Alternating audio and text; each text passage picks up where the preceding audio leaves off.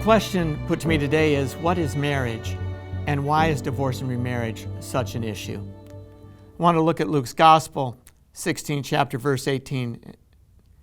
Everyone who divorces his wife and marries another commits adultery, and the one who marries a woman divorced from her husband commits adultery.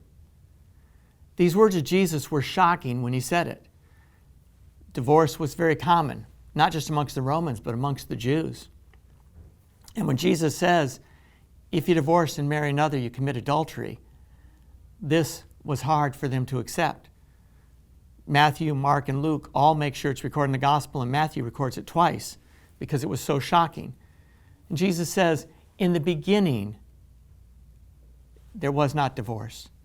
In the beginning, God made them male and female, and they were freely joined together, intending that for the rest of their lives they would be united together, beget and raise children, and care for the world in which we live.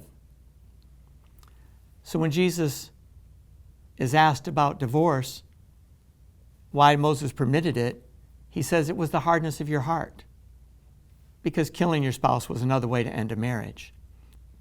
We live in a day and age where divorce is often considered a routine part of life.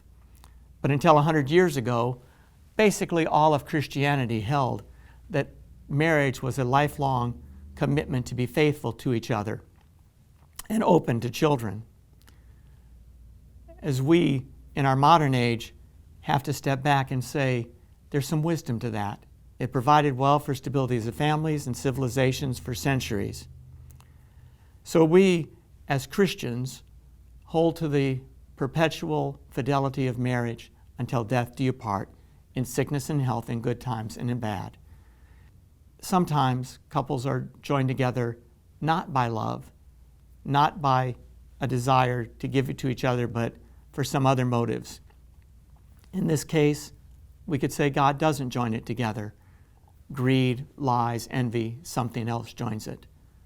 But we always presume that when a couple stands up and says, I freely give myself to you and I freely receive you until death do we part, that that's what they mean and that that's what God will expect them to do, to live all their days faithful to each other.